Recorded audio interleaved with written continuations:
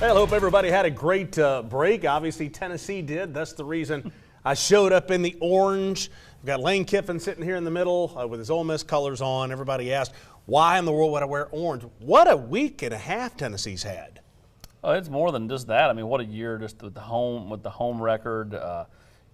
Football getting to 11 wins, baseball #1 at some point, basketball SEC tournament champions, and undefeated in conference play through the first 3 this year, and the last 2 have just been drubbings by Rick Barnes and company. So, but let's get back to football. 11 wins. I mean, we'll get to basketball here in a little bit. We don't want to disrespect. Well, we got a lot to get caught up on. I like how we go 10 seconds on basketball and then also goes, but let's get back to football. Well, again, we'll talk more about basketball every week, but we got to recap the bowl. And Tennessee went 11 games for the first time since 2001, Jason. If you told anybody back in July, hey, your defense is going to allow less than 30 points in 10 of the 13 games, everybody would have taken that and run. They all get caught up in that South Carolina game. We get it. It was bad. But, I mean, really, when you think about it, the defense took a huge step this year and I think is on pace to take an even bigger step in 23. Yeah, it was a bend-but-don't-break defense in the Orange Bowl, and it certainly worked out. Clemson could not get into the end zone. Tennessee's offense was stagnant at times, but Tennessee's defense made up the slack when Tennessee's offense was stagnant. Aaron Beasley was an absolute beast in the football game. But to finish 11 wins, 2 losses, 11 wins for the first time in 2001, no one would have guessed that one. First time to get into 11 wins since Jason Swain was running the halls of Grissom High School. Yeah, sophomore in high school. He was running them too. By the way, we're looking at Joe Milton right there. I'll admit, I put on Twitter, okay, now I feel good about next year, because he hit everything that he could have hit in that game. And he looked like the quarterback that we thought Tennessee was getting when we transferred from Michigan. Well, they still had moments of lulls and they were stagnant a little bit. But you're right. I mean, showed in tremendous growth. Now, where he's got to continue to improve, in my opinion, Jason, is the ability to create and improvise when things aren't there. That's something Hendon was really good at. Joe can get there, but again, I think that's where the evolution of his game takes its next step. The deep ball right there to Ramel Keaton when Ramel Keaton was way behind the Clemson DB who got burned. That's where you showed the growth. Throwing the seeds to Squirrel White and to Brew McCoy, those are special throws that I'm not even sure Hendon can make because of where the ball placement and the velocity you have to throw that ball at. Yeah, those are pro throws. The one to Brew, the one to Squirrel, those are pro football throws. And everyone thinks that Joe Milton has one of the best arms in football, period, regardless of the level. Yeah. But for Joe Milton to take that next step, if he's not going to be mobile in the pocket like Hendon, which I don't think he's going to be, I don't think he has that type of agility, it just puts more pressure on him to be really good in the pocket, anticipating throws, being very, very accurate, seeing things way early in his progression. And I think he could do that going into the 3rd year of his development here inside this program. How much of what we saw against Clemson and we hope to see as Tennessee goes forward is having been in Heupel's system longer, the game slowing down because you know what they're trying to get out of you? Well, I think it's important that Joe had all these reps with the second-team receivers all season long. I mean, Squirrel was working with the number 2s, Ramel was working with the number 2s, and it was easy for him to go out there and hit those guys in the Orange Bowl. Yeah, I think that it definitely helps. I mean, remember when he first got here, it was post-spring. He's kind of just handed the job based off of, potential. Right. And, he kind of stuck in there. This team would go to war with Joe Milton. They loved the way he handled himself when he didn't, retain his job when he got hurt, and Hendon just kind of came in and ran with it, and Joe kind of just stood in there, was a good teammate. I think that's why this team was, so vocal about Joe during bowl practice. I think they're big fans. I think they want Joe to do well. And again, I think Joe's committed to doing well. Now, the question will become is what is Joe like when Hendon's no longer there in the apartment every day, in the quarterback room every day. When Joe is the guy and everyone around him is a younger guy, does he kind of ascend to that Hendon role? Is that in him? Where does that go from here, Jason? That's going to be the question. Hearing how those two guys prepared, Hendon together was on Zoom, was there in Miami, was right there next to his side. I think that was a big reason why Joe was able to play the way he played. How is Joe going to prepare and handle himself now that Hendon is away? Let me touch on something you said just a second ago. As a former wide receiver, you know the importance and the value of those hours that you put in together in the offseason with your quarterback, working on the timing. Do you feel like that Joe Milton had the success that he did? He might not have had that against Clemson.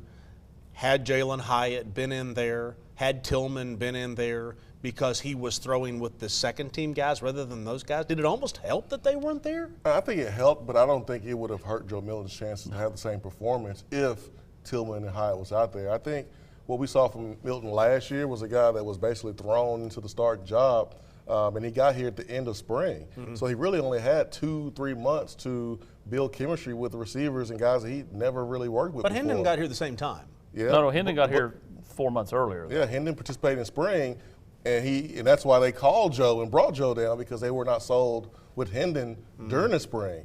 And then Hendon lost a job, and Hendon had his bumps a little bit when he came in but Pittsburgh game. So it takes time to build chemistry with receivers, and then it takes time to learn the offense and feel comfortable. I think that's what happened with those two quarterbacks. I think had Jalen and Cedric play, they would have been just fine. I think more than anything, the fact that Cedric wasn't there most of the year and you had Ramel kind of as a pseudo starter for 75% of the year. I think that made the drop off not as drastic. So basically, Ramel was basically a starter 75-80% of the year. Brew was a starter all year. So 2 of your 3 were basically guys that suited up and started every week. And then Squirrel, as Jason pointed out, was someone he had been throwing to anyway. So, and had come on near the end of the year. So, I mean, I just didn't feel like there was going to be a huge drop-off at receiver in the game, and there wasn't. And I'll admit, we've talked about this before. I've expressed concern over some younger guys like a Squirrel White who came in with so many accolades and yet got overshadowed all year long. Now, Jalen Hyatt and those guys had the same situation. They had to wait their turn. But for Squirrel White, how big was it that he got out there and was able to show his stuff going into the offseason? You don't have to worry about the portal or anything with this kid. He knows he's the heir apparent. I mean, I wasn't worried about Squirrel in the first place because he played slot. And the last 2 guys that have played slot, they've had career years. Velus Jones had a career year. Jalen Hyatt goes on and win the Blitnikoff. He had the real career year. So, I mean, I feel like Squirrel will go out there and play well anyways, just based on and scheme. He knew that before. He had 10 targets for 9 catches. So if you play slot in this offense, you're going to get opportunities.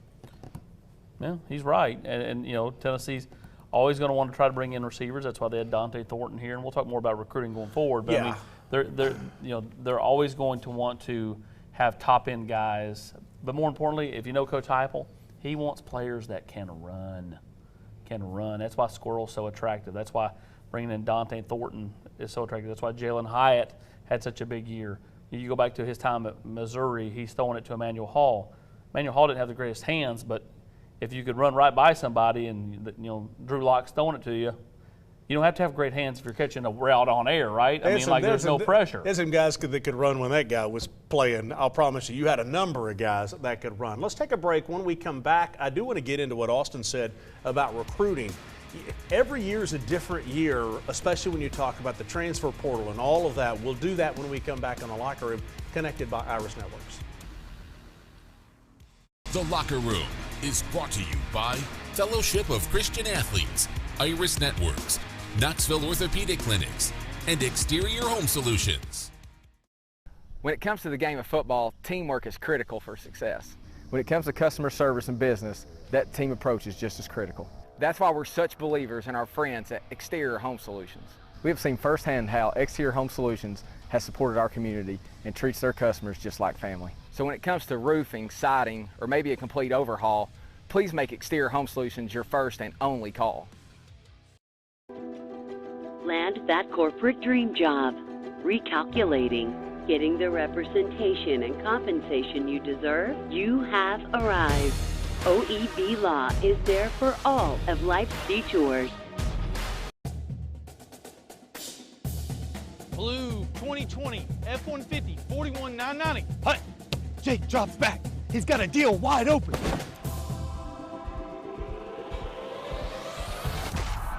The crowd goes wild. With savings, Whether you're looking for a low-mileage pre-owned truck to tailgate in or a minivan to get the whole family to the game, the Pre-Owned Patrol has what you're looking for. Only at Ted Russell Ford on Kingston Pike or Parkside Drive. Hey, this is UT head football coach Josh Heupel. It's football time in Tennessee. When the Big Orange play, you don't have to miss a second of the action. Before, during, and after the game, just make sure your radios are tuned in to 107.7 WIVK. Or if you're on the go, download the WIVK app and listen anywhere. Your flagship station for the Tennessee Volunteers. 107.7 WIVK. It's a Tennessee tradition. Do you want top-of-the-line fitness equipment for home, school, or work?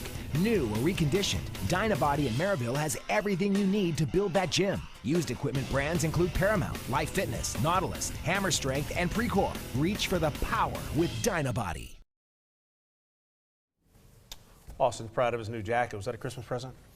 To myself, man. Really? I'm still waiting on mine. Okay, so recruiting, since we talked the last time, National Signing Day has come and gone. Your thoughts on the haul that Tennessee got? Well, the first period anyway. I thought, it was a really good class. They filled needs defensively. I think that's where this class sets its self apart. When you look at Caleb Herring and David Hobbs and Arion Carter and so many high-end defensive prospects. Obviously, everybody's going to talk about Nico, but when I look at the linebackers Tennessee got, the trio of linebackers, the trio of corners, John Slaughter has this staff as excited as anybody on the defensive side, having went through bowl practice. Again, small sample size, it's a handful of practices, but he made enough plays out there in his small sample size that, the defensive staff's like, nice. So where are the biggest holes? Leaving this year and going to the next year. I think it's offensive tackle. You had to piecemeal it together on the left side all year long. Darnell Wright was the most consistent person on the right hand or on the right side, that you could ever ask for. But he's gone now. So, where do you go? John Campbell, someone that visited this past week. He also visited Florida. It's a Tennessee-Florida battle he'll announce tomorrow. I would call that coin flip type thing at this point. And then, if you don't get him, I think you're going into spring with what you have and hoping someone that can help you goes into the portal in that spring wave. But that's a lot to ask too, because I'm just not sure that the quality of player will be there in the spring wave that was there post regular season. Obviously, you lose the big names of Hendon Hooker and Jalen Hyde and Cedric Tillman, like we talked about. You lose those guys. Does that concern you immensely that Tennessee made the step because of Hendon Hooker at quarterback, or did they make the step because of the overall program? Well, Hendon was a big reason why this team made the big jump. But I think the reason why this team exceeded expectations was because of the offensive line. The offensive line played extremely well at the beginning of the season, through the middle of the season. And then towards the end of the season, had some holding calls that stalled some drives. We saw that happening against Clemson, unable to run the football. In Georgia and the South Carolina game, the trenches, probably could have masked some things. I think if you are Josh Heupel and the staff, addressing the defensive line, getting more guys who can rush the passer, and then figuring out whatever you have to do offensive line-wise to be able to run the football more, take more pressure off of the quarterback. Because Hendon had a lot on his plate, and he was able to execute and play well, but, you don't want the same type of pressure on Joe Milton or even freshman Nico. Now that Tennessee has made this jump, though, and we saw this with Ole Miss a few years back. When Freeze was there, they made a big jump. They had that great year, and then kind of went away for their own reasons, and Tennessee won't have those reasons here. But do you feel like on the recruiting trail that the Tennessee name is obviously much more, I would sure hope it's much more respected now than it was even a year ago? Well, yeah, there's a lot less, there's not that big dark cloud hanging over you. A year ago, for most of that 22 class, you had the NCAA, violations, hanging over your head.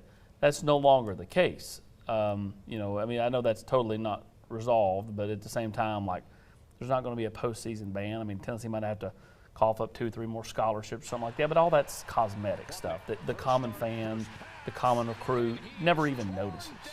But I don't think that was as much the concern from where I sit. Oh, it was a year ago. That's where they couldn't recruit early on because every school was looking at players X, Y, and Z that Tennessee was recruiting going, they're going to have a 3-year postseason ban, a 4-year postseason ban. And Tennessee couldn't say definitively, no, we're not. Okay. So then all of a sudden, if you're a mama or a daddy or a prospect, are you believing the school that's under investigation or the one that's telling you that they're going to go under program that's not under investigation? But Jason, on top of that, and I know what Austin's saying, I agree with that, but on top of that, the Tennessee program hadn't done anything that gave it respectability to go into some kid's living room and say, hey, I know you're looking at Alabama, I know you're looking at Georgia, I know you're looking at Clemson, come to Tennessee. And now all of a sudden you look at a season, you go, okay, we beat Alabama, we beat Clemson, beat Florida, beat LSU, beat all of those teams in 1 year. And to me, that's a game-changing year. You beat all the teams that all the recruits like right now, except for Georgia. You beat those teams, number one. Number two, you had Hendon Hooker that was at one point leading the Heisman race. Number three, Jalen Hyatt wins the Blitnikoff. And you hit number 1 in the country. Yeah, so you have all these factors kind of going for you. Then I think the small part is how you had some flashy uniforms. It was really cool. Then you had some pretty cool experiences, on TV, going on the road, beating LSU, taking over their stadium, and then the scene versus Alabama. You got a lot of free advertising. Absolutely. And you had game day, come here twice. Come here twice. And then they were at Georgia. Yeah. I'll say this, to add to your point, when you look at, and to add to your point too, when you look at who Tennessee beat out for Arion Carter, Alabama, David Hobbs, Alabama, and Georgia. I mean, you start winning those battles. Those are battles Tennessee hasn't beat out Alabama and that was my and point. Georgia That was my point. for. Now, did they do that? They did that because of relationships. David Hobbs had liked Tennessee for a long time. Tennessee was even late to offer, but they were still able to overcome that because he really enjoyed this staff. Arion Carter, 3-4 months ago, was going to Memphis to play running back. All of a sudden, they move him to linebacker his senior year, and he sends out some linebacker tape, and all of a sudden, he gets 40 Power 5 offers in like 5 minutes. And that's only a slight exaggeration. It was like 5 days. I mean, every day it was like boom, boom, boom, boom. I mean, he wasn't even putting out like Penn State and teams like that, right? I mean, like really good programs because he was getting so many of them. Yeah. And, he visits Ohio State. It was like 12 degrees, and he said, nah. So he canceled the Michigan trip the next week, and so he just kind of was down to Tennessee and Alabama. And Alabama shot their best shot, and it wasn't good enough. Tennessee was able to get that one done because Josh Heupel made him a huge priority. And, the staff, again, won battles that this program's not won in a while. And, it puts them in position with the 24 class to, continue to put together these classes that are, right there in the top 10. I got about 1 minute before we got to get to break. Monday night, Georgia plays my alma mater, TCU. Go TCU. I think it'll be a blowout. Will you wear a purple suit next week if TCU wins? My dad, who's 85 in Texas, who's a TCU guy also, has a purple velour sport coat that he wears. Okay, wear that. Do the hand sign. I won't. But here's do the hand sign. Yeah, do the hand sign. Come on, man. It's this right here. It's Riff Ram Bazoo, and I'm not saying the rest of it because it gets kind of weird. Here's what I was going to say is, it really does get weird. Do you think that Tennessee can catch all these other teams? How long would it take them to catch Georgia? With where Georgia is right now? A couple of years of recruiting to catch Georgia. Because you look at the area of the game where you can tell the difference is special teams. Like, go look at special teams. Do you have 4- and 5-star players on special teams because they can't get on the field? If the answer is yes, then you're right there with Georgia. So it'll take a couple of years for that to happen. Well, and it's the line of scrimmage, too. Yeah, I mean, like Tennessee doesn't have Jalen Carter. Correct. Titans could use him. Okay, let's take a break right now. We'll come back. We'll get into basketball. And by the way, at the end of the show, I do have a beef about Hendon Hooker. It's not about him. It's about him. We'll talk about that at the end of the show. By the way, you can support the initiative that is the NIL with Spire Sports by being a member of the Volunteer Club. Go online to volunteerclub.com. Transitioning to basketball when we come back on The Locker Room. The Locker Room is brought to you by Commercial Bank, Humana, E2 Sports, and OEB Law.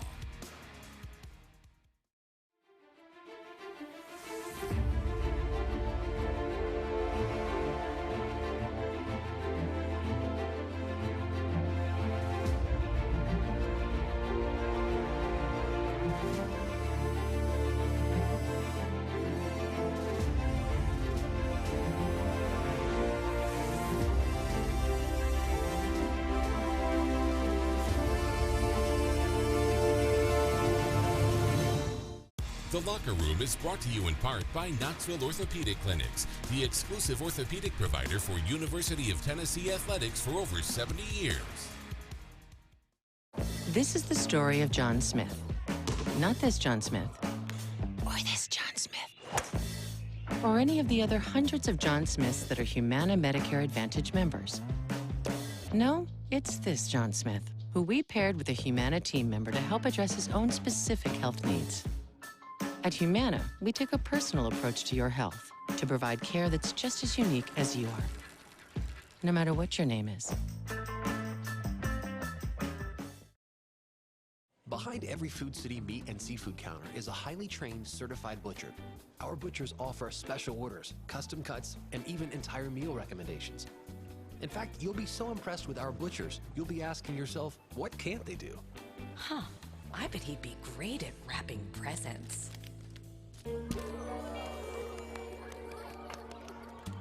Okay, well, maybe not that.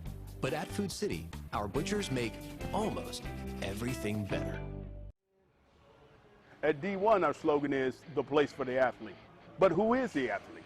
While you'll see a number of our athletes on courts and fields, not all of those athletes are starting left tackle in the football game. We pride ourselves with being the place for all athletes, 7 to 70, mom or son, dad or daughter, with locations all over Tennessee. And we have training programs for every athlete. So stop by any of our locations and let's find the best athlete in you. So as bad as Tennessee played against South Carolina in football, they played that well against them in basketball, and Rick Barnes has this team rolling 85-42. Good grief, what happened on Saturday. Shot the ball well from the outside. Tennessee's been on fire the last 2 games. You're getting open shots, you're sharing the basketball. Other guys are stepping up and playing some of their best ball, especially Olivier Kamwa. I mean, it's been fun to watch these guys. Julian Phillips is starting to come into his own a little bit as well. It's been fun. All you need to know about Kamwa is Tennessee's played 2 games since New Year's, and he's yet to miss a shot. So he's not missed a shot in 2023. and he scored. It's not like he shot like 2 shots either. I mean, like, it's really ridiculous. And after playing so poorly, Jason, at Ole Miss, now they got the win, but I mean, they couldn't hit the broadside of a barn.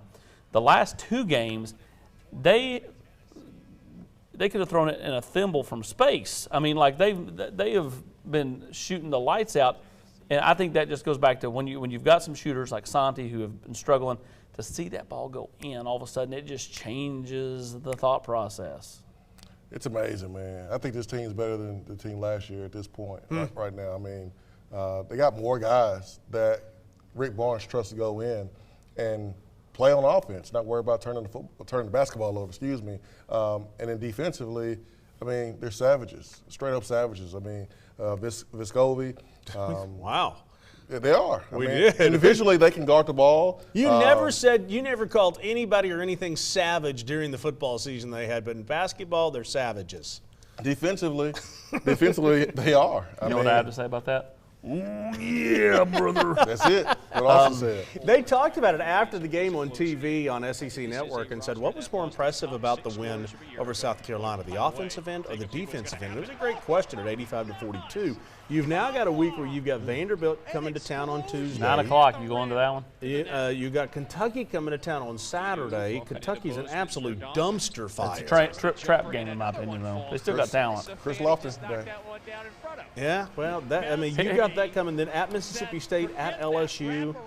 I mean, the schedule for this team at 13-2. Right now, your bench is Tobe Awaka, Zakai Ziegler, Josiah Jordan-James, Jonas Haydu, and Jemai Mashak. That's a good starting 5 for most teams. Did you practice all that? No. I mean, that's the most impressive thing you've ever done is to run through all their names and not mess. And if you messed one of them up, I'm not even aware that you did. But I mean, like, you see what I'm saying though? Like, what he just said is absolutely accurate. They are so deep. Right. Like, you can have if somebody's having an off night, you can have Josiah Jordan-James miss almost 10 games, and there's not really a fall off because these other guys. Now he's back, and it's like, what do we do with him? Wow, you know, I mean, because all of a sudden these other players have stepped up in his absence, and I mean, it's only made him deeper. And Tobe Awaka, I mean, as I call him, Fozzie Bear, Waka Waka. Hey, He is a great evaluation. I mean, was like no star Johnny from New York all of a sudden is down here and playing major minutes for Rick Barnes. I mean, this guy has just really developed in a hurry. You got the Anthony Mason, Charles Oakley. Yes. Feel to him. Yes. So the week for Tennessee, Vanderbilt Tuesday, Kentucky on Saturday. When we come back, a frustration that I have involving Hendon Hooker. We'll finish the show with that when we come back. Clickbait. The Locker Room is brought to you by Pilot Company, Ted Russell Ford, Food City, and Lincoln Memorial University. Community banking is about location and much more. It's about family. We reside in your community. We are a part of your community. At Commercial Bank, our commitment extends beyond the walls of our branches. It's displayed each day in the opportunities we provide, the money we give back, and the time we commit, all to help improve the lives of the people, families, and businesses that make our communities great. Commercial Bank, life made better. Hi, I'm Dr. Michael Costad. Dr. Malone and I here at Knoxville Smiles are here to help you with any of your dental needs, whether it's a routine cleaning, a root canal, or if you just want some advice. Did you know that you don't have to settle for a denture anymore? My team and Dr. Malone are here to help you no matter where you're at and to help you figure out the truth for your dental health. So give us a call or visit our website at knoxvillesmiles.com. Matlock Tire has a reputation for being a little bit old school. We're proud to be known for our outstanding hometown customer service. We've been doing things that way for over 60 years. But Matlock now offers new modern conveniences, such as family-friendly waiting areas, online appointment scheduling. You can even shop for tires and see our current stock right from your computer or smartphone. We invite you to stop into one of our 5 convenient locations or come see us online at matlocktireservice.com. Modern convenience, hometown service. Matlock Tire Service and Auto Repair. I chose LMU because I wanted doors to open for me. For my future to have endless possibilities. To know I could become anything I wanted to be. Objection, Your Honor. I always wanted to say that. So whether I wanted to be a veterinarian, a high school teacher, let's turn to page 32, or a successful dentist, I knew LMU would help me get there. All I had to do was open the door.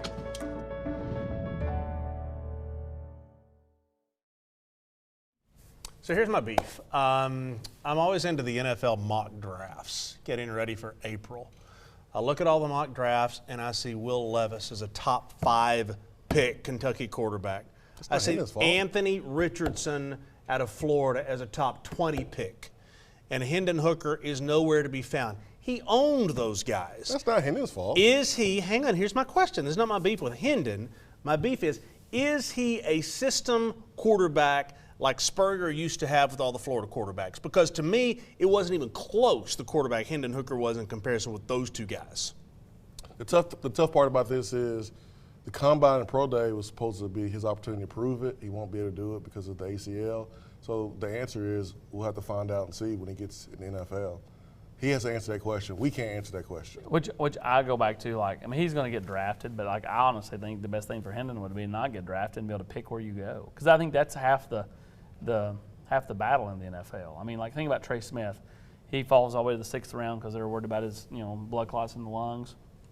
But and look at him now. But he went to the Chiefs with an established quarterback who's not going anywhere for the next 15 years. Right. He keeps the blood clots away, and he is dominating. I just think that Hendon Hooker is a bona fide NFL star at quarterback. I think he proved that. He proved it on the field. Will Levis came in here, and to steal the line we used earlier, was a dumpster fire when he came in here. Anthony Richardson was kind of okay. I don't understand that. And they do everything based off potential, like what they think you can be. Will Levis has the measurables of Josh Allen, so they want to think he's Josh Allen 2.0. We'll see you next Sunday night. Still frustrated. Who's Mark Packer 2.0? I don't know. Go Frogs. Go Frogs.